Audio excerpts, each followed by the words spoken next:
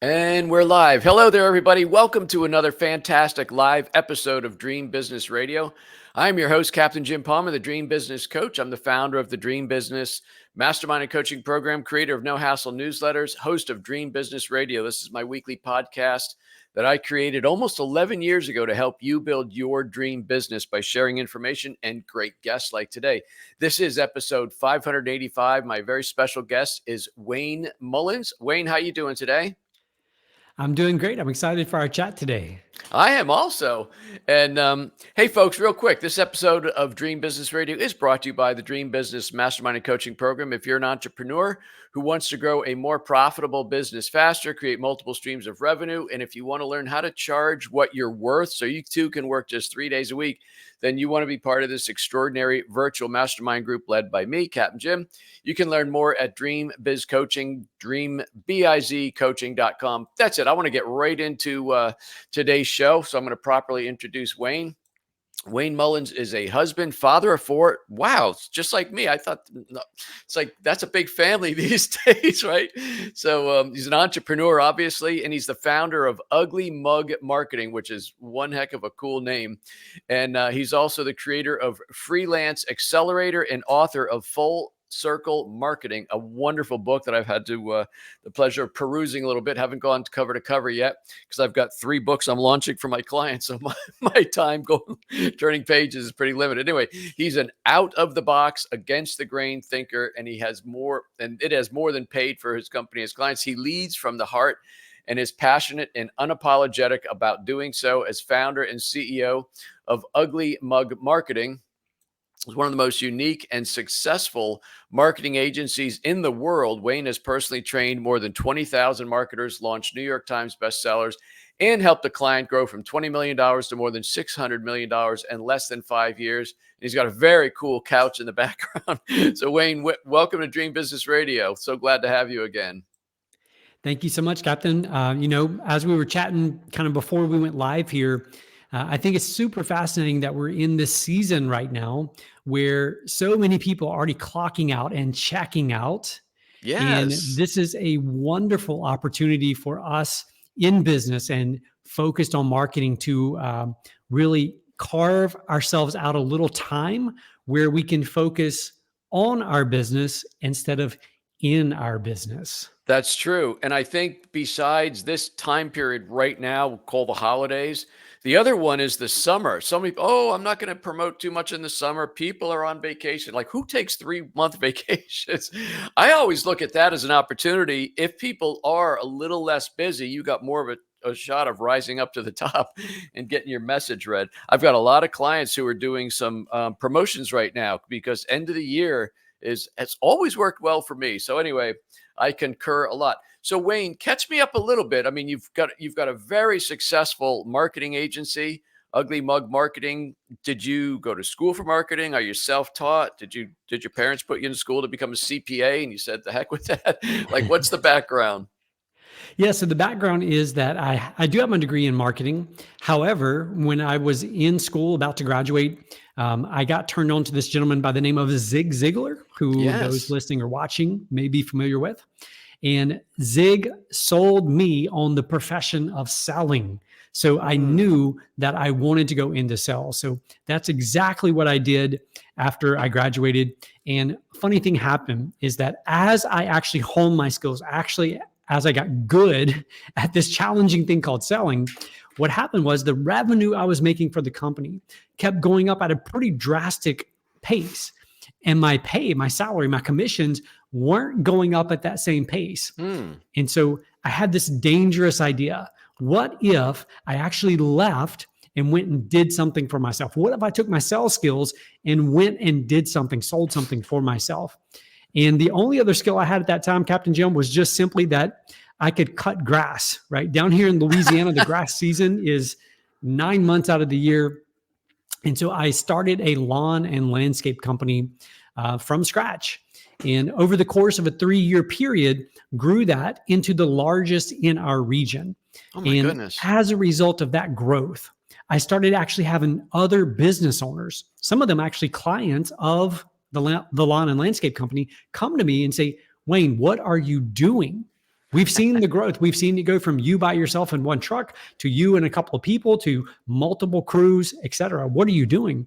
And the answer was marketing. We were doing a very unique, very specific type of marketing. And that's what led me back down that path of marketing consulting and ultimately the agency. Very interesting. You know, the whole thing, sales and marketing, they are definitely two different things, but yet they properly they're conjoined, or they should be, right? You and the greatest skill that I think you have, and I'm not disparaging your marketing chops, but being a rainmaker is one of the greatest things you can be in business. Because if you can't close sales, you know you're going to be in a world of hurt, no matter how good your marketing is. And to me, great marketing will make it easier for people to close sales. Like, you know what I mean? So I think you've got the double whammy of skill sets as far as marketing. So I'm curious about the lawn cutting business. So did you just start out, I mean, with a push mower? Did you buy a trailer and a a big zero turn tractor? Or what were the early days Yeah. of that like? So the early days of that were exactly that. I actually launched that, went in, bought a trailer, bought a zero turn mower, all of that stuff. And I was going to make a business out of it, right? This Hmm. was going to be my new thing. But you know what's interesting is that I didn't actually view that business as a lawn and landscape company. From my perspective, we were a marketing company. Okay. And that is the approach. And ultimately, I believe that is what led to the success that we had in that business, was viewing it not as a lawn and landscape company, but as a marketing company. Yeah, and oddly enough, in my early 20s, I invested in some sales training. I knew who Zig, but by the way, through my friend Carrie Wilkerson, it's known as the Barefoot Executive, I spoke at one of her events, and she had Zig Ziglar come speak there. And as a speaker, I got to meet him with some of the other speakers, have lunch, and he signed a $20 bill for me. It was literally, I think that was in the same year that he sadly passed away. But finally got to meet him, which was quite a treat. And what the heck was I going? Where was I going before my brain kicked into that mode? Anyway, I want to ask you about your book. I want to ask you so many questions about marketing and sales. Oh, I know where I was going. I invested in a sales training program and just kept expanding on it and going and going and going. And I really believe sales is one of the greatest things.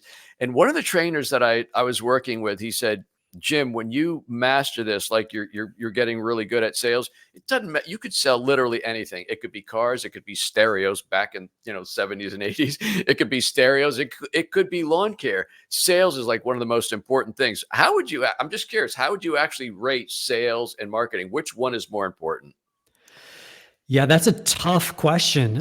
What I would say is this, that when marketing is done well, it means that sales isn't required. It removes the necessity for sales. So, in other words, if I position myself or my agency in such a way that you get to the point of wanting or needing to sign for our services, no selling is required, right? The Mm. marketing has done the heavy lifting on our behalf.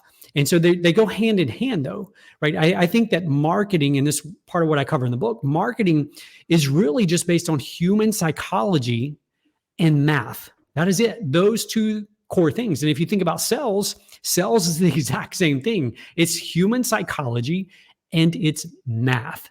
And so, in that sense, they go hand in hand. What do you mean about math? I mean, you talking about ROI, the investment versus the benefit? What's the math part? Sure. So when it comes to marketing, one of the biggest challenges that we see so many entrepreneurs make is this: they don't hold every dollar accountable. In other words, they know they have to do marketing, they know they need to be advertising or doing these various things, and so they allocate money to those things, but they never take the time to actually hold those dollars accountable. Hmm. And what I will tell you is that as you progress in your skills, you learn that you must hold those dollars accountable, because one of the core fundamentals of a great marketer versus a good marketer is they know where to allocate their money. And the only way you can know where to allocate your money is to fully understand what is producing ROI versus what isn't. So many things I want to ask you. So I want to ask you about ROI. One of the hardest things today, I think, you feel free to prove me wrong, is the ROI from doing things like social media, whether it's videos or podcasts or, posting, Facebook, Instagram, all that stuff. How is it possible to actually get an accurate ROI on if you're doing paid marketing on social media channels? Yeah, what is so fascinating about that is exactly what you're saying. There's so many different channels and there's so many different things that we can and quote unquote should be doing as marketers. It's like there's no chance for us to really understand what is working, right? And so what happens is we put it all in this big pot. And down here in Louisiana, gumbo is a big thing, right? It's all these things that go in a pot, chicken and sausage and rice. And, there's all kinds of variations of that, but they all go in this pot. And all we say at the end of the day is, do we believe that this tastes good, right? Do we believe this is producing positive results for us or do we not? And so the distinction that I would like for people to think about is this, that I believe we hold each marketing piece, each marketing campaign to an improper standard. And what I mean by that is we need to look at each individual thing that we're doing in the marketing context. And we need to say, I'm going to hold this piece accountable for this particular thing. And when we look at it in that granular level, right, when we break it down to say, you know what, my Facebook post or my LinkedIn post, those are specifically designed to do X. And then I can hold those things accountable to X. Is that making sense? It does make sense. Sometimes people ask me, well, why are you started your podcast in like 2009 or 2010, you're still doing it, et cetera. Why do you still do it? And I think, why do you think I do it? My podcast is one of the main sources that I connect with a potential audience for coaching members, right? It's been that way for 10 years. I never look at downloads. I never look at the amount of listens. I can point to literally a revenue figure on what my podcast has brought me. And the interesting thing there, Wayne, I'd love your take on this, is from the podcast, I also promote it all over social media. We send it to my email list. Hey, here's a new episode. In fact, I promote the one coming up the following week. I then will take the interview like we're doing today. I'll put it on my YouTube channel. So there's all these different kind of tentacles, so to speak, that all revolve around the podcast. Is that what do you help your clients do that kind of work, or?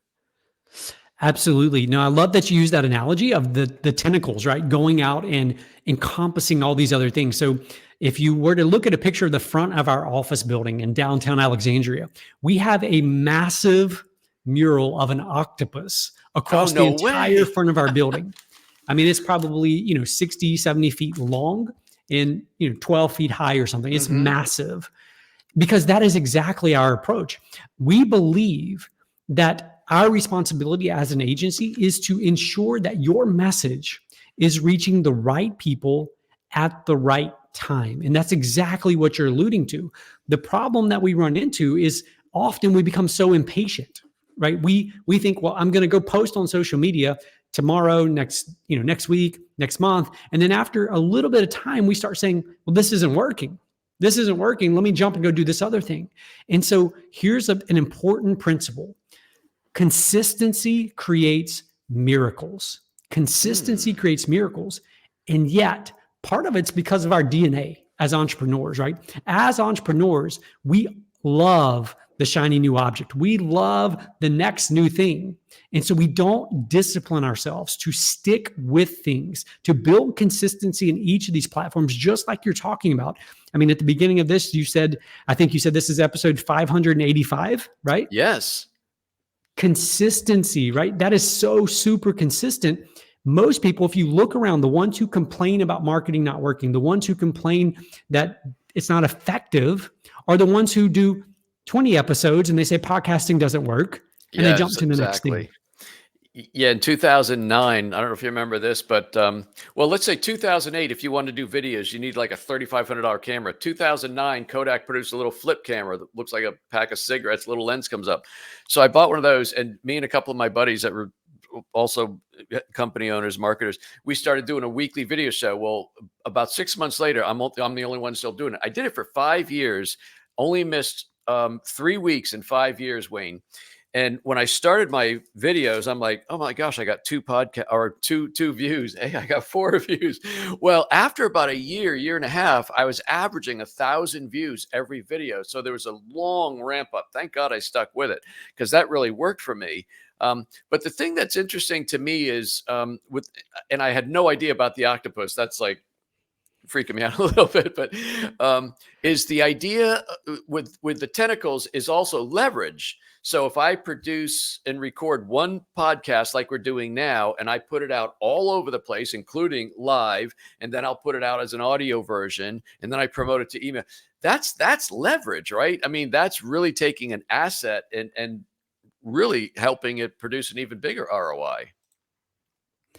Absolutely. I love that because number one, I want to talk about your consistency, right? You talked about it was roughly 5 years of you being so consistent before it really took off. And again, it goes back to our temptation often as entrepreneurs to do the next thing, to jump on the latest social media platform. And what I would encourage you to do is what Captain Jim's great example here is just be consistent in those little disciplines. And I love the fact that you are leveraging it. You're taking it and you're going multi-channel with this one brand asset that you're creating. I want to ask you just to repeat, because I think I got it. Consistency equals miracles. Is that what you said? Consistency creates miracles. Oh, creates miracles. Yeah.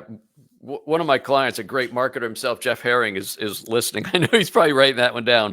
Consistency creates miracles. That is so cool. He's a content marketer. Anyway, so I love marketing. I love talking with great marketers, but I love business too. So I got to go back, Wayne. So you went from the lawn care business, which with your marketing and your sales skills, you blew up into a big operation. But then people were coming to you, probably some business owners, saying, how in the world are you doing that?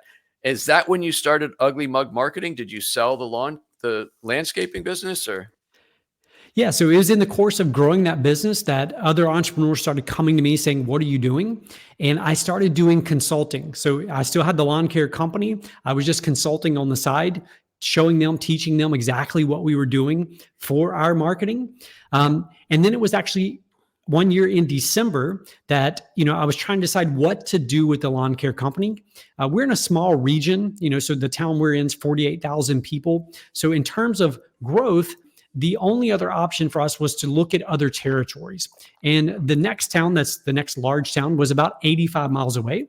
And I really didn't want to spend time on the road going down there, building that same business in another community. So I decided to put the business up for sale. I listed it with a national business broker. And much to my surprise, it was the middle of the winter, which is the worst possible time. I actually had a few offers within the first few weeks.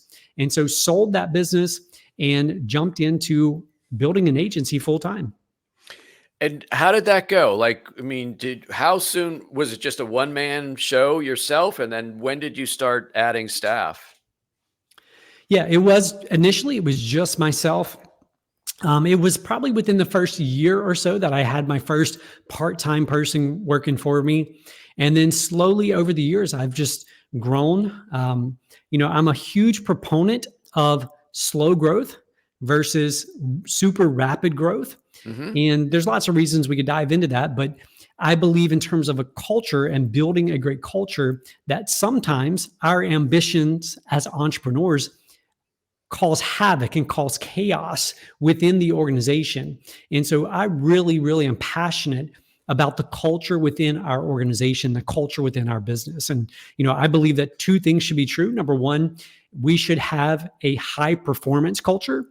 And number two, we should have a self-accountable culture, which is in today's world, those two things are often at odds with each other.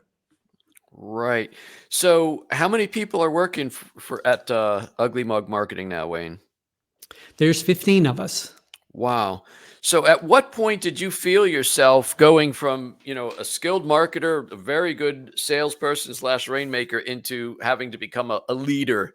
You know, so many times I think people, they have a skill set and they start a business, the business grows. Next thing you know, they're head of HR, they're head of everything, including when they have a team, they have to become a leader.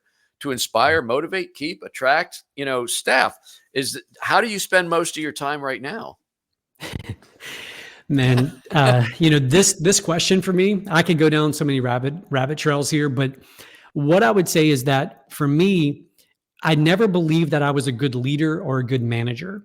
And Hmm. some of my very early mentors in this business will tell you the numerous conversations, the hours and hours of conversations that we had around me complaining about hating to lead people, not wanting to manage people, just hating and despising my team, honestly. Mm. And it came to this point where I was inviting a friend of mine to a lunch, and he was at a point in his business where he was deciding to either sell his company. It was a fairly small company. It was him and two employees, or he was thinking about keeping it and growing it up a little bit bigger so that it'd be worth more money. And so I decided to invite him to this entrepreneur luncheon. And we go into the luncheon. It just so happens that the topic that day was employees. And so we get there and everyone has to introduce themselves, the name of their company. And then the question was, how many people work for you?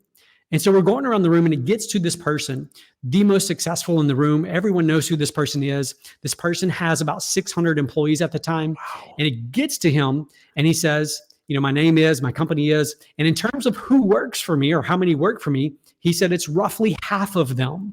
Oh. And so Oh. everyone busts out laughing and gets the joke. But for the next hour and a half, the entire conversation was centered around how miserable people were with their teams, how they hated their teams, Hmm. how people never showed up, and how they had to always hold them accountable.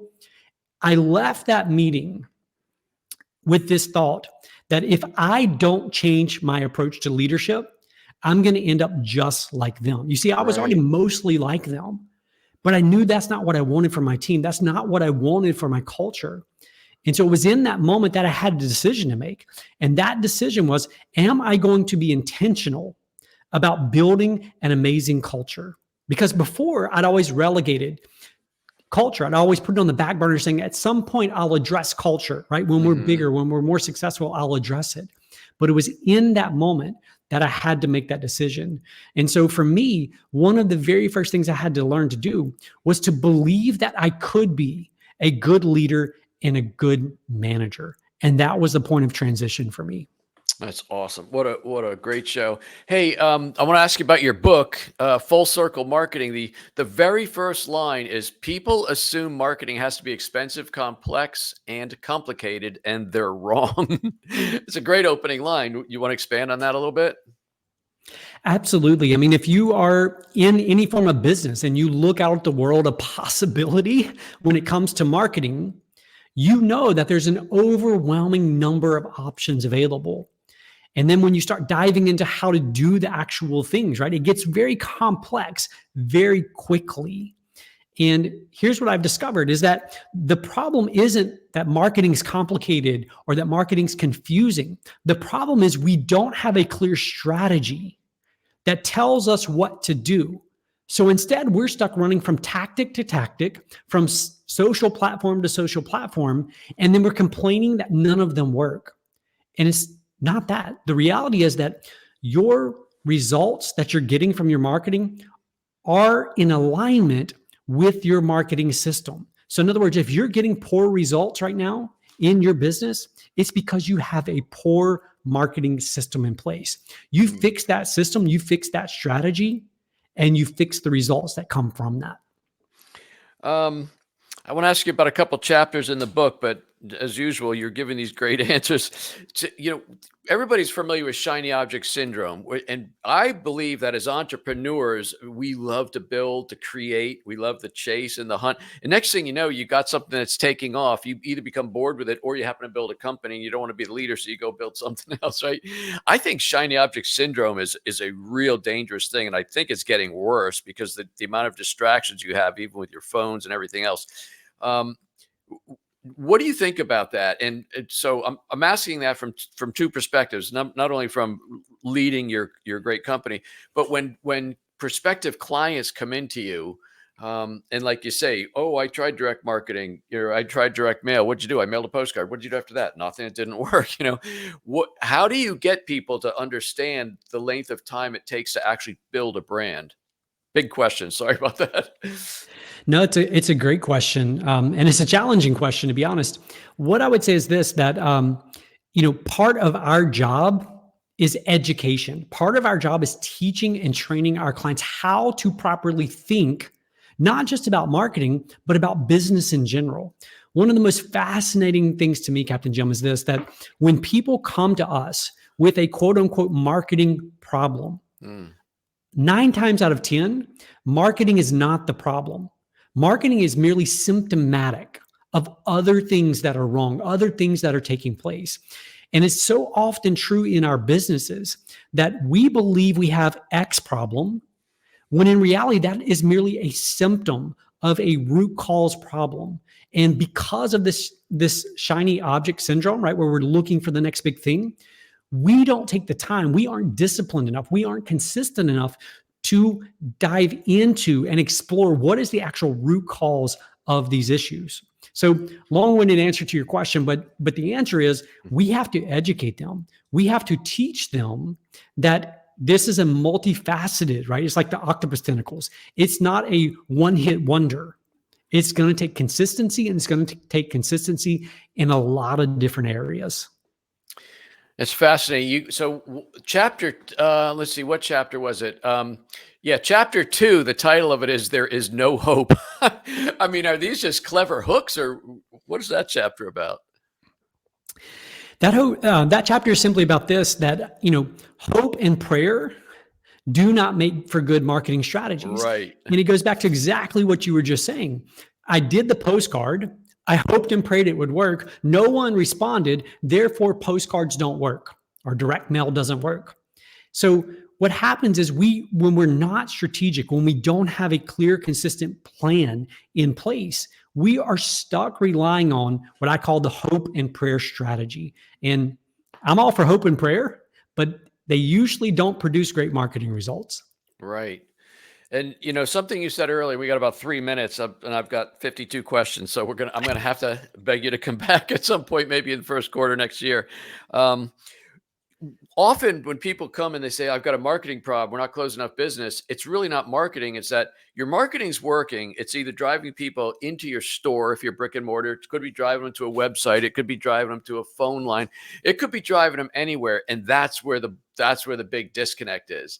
I mean, I've got a long retail background. I'm like, so when things are working and customers come in the store and they're ignored for like 5 minutes, or so sometimes it's not a marketing problem. Do you agree with that? 100%. I'll give you one super quick example. We had a restaurant come to us several years ago, and they were about to build a multi-million-dollar new location. And they came to us because they had a marketing problem, right?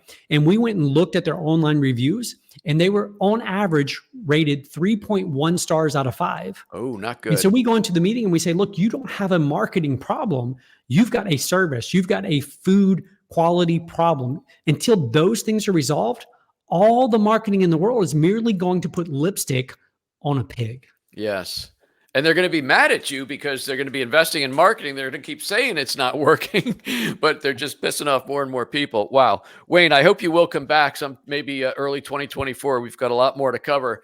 Really a phenomenal show here pre-Christmas week. Thank you so much. How can people learn more about you? Is it uglymarketing.com, or what's the website you want them to go to? Yeah, the simplest place, uglymugmarketing.com. All of our social channels are there, email addresses, all of that stuff's right there in one spot. And if you go to our Facebook page and look at the very top of our page, you will see an illustration or a picture of the front of our building with the huge octopus and all the tentacles across the front of the building. I'm going there when I'm done working here today. By the way, where did that come from? Ugly Mug Marketing. I forgot to ask you that little quick story. Sure. The name Ugly Mug Marketing comes from a quote by a gentleman of the name David Ogilvy. So many marketers are familiar with his name.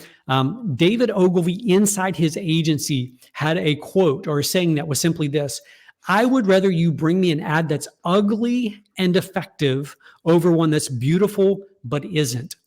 And so that is our North Star. Our North Star is to always be focused on what is effective, what produces results, and what drives the bottom line for our clients. I certainly learned that. My mentor, Dan Kennedy, and so many others. And I helped my daughter get into business 10 years ago. And so I'm helping her with the headline for her website and this and that. And her very educated husband, who I love, is a good son-in-law, but he goes, "That's not grammatically correct." I go, "No, it's not, but it's going to bring in more business."